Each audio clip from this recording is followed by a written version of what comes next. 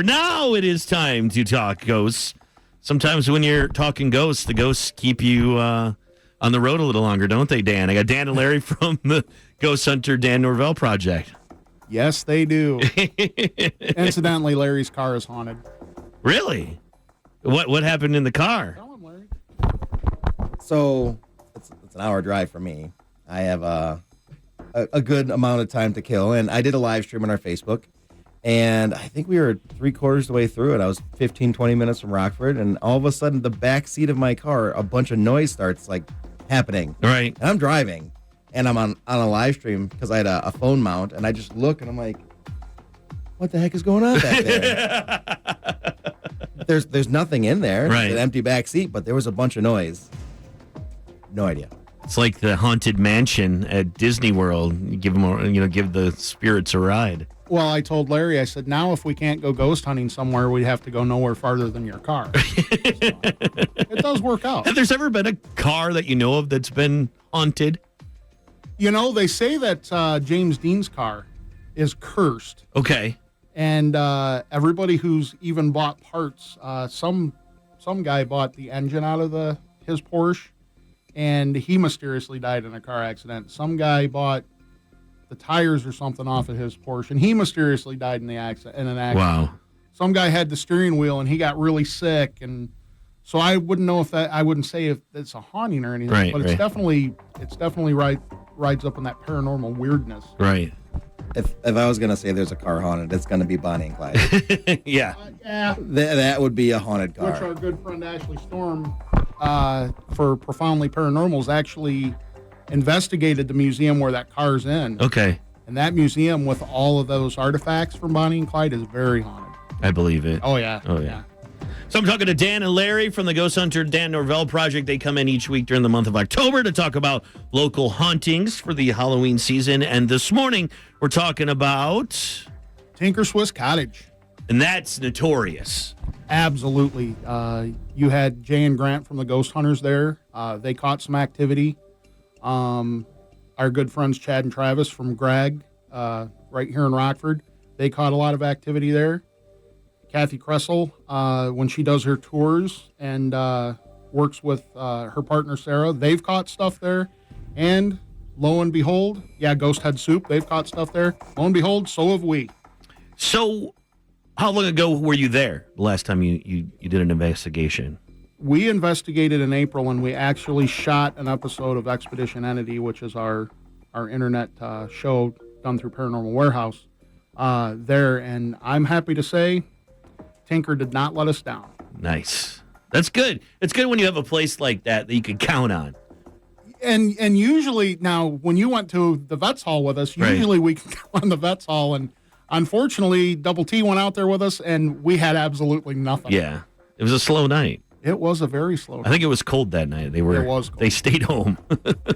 So let's talk about, what did you find? What did you hear? What did you see at Tinker Swiss Cottage when you were there?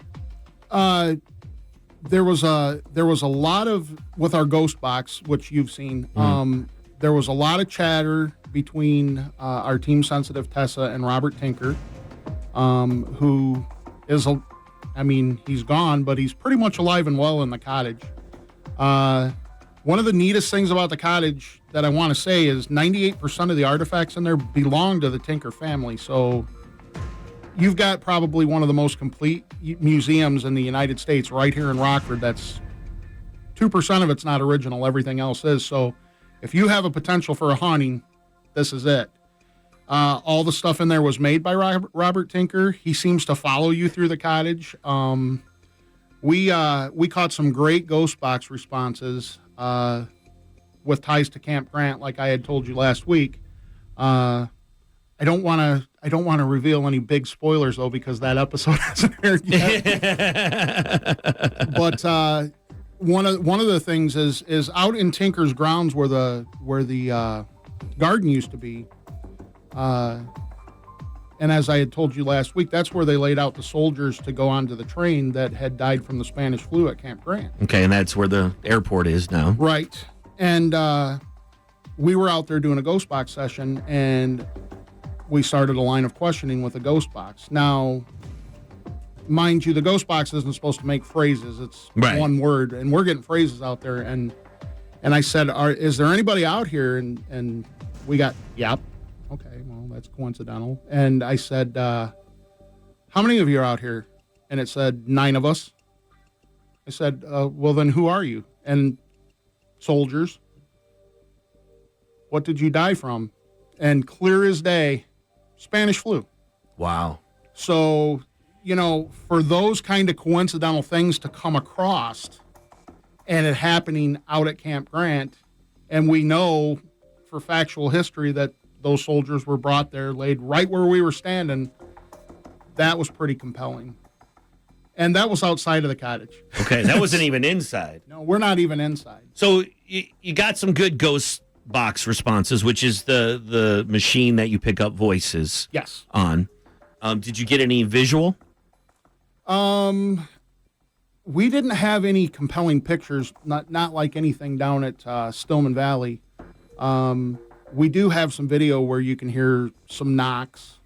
Okay. And what was funny is when we were filming, we were all downstairs getting ready.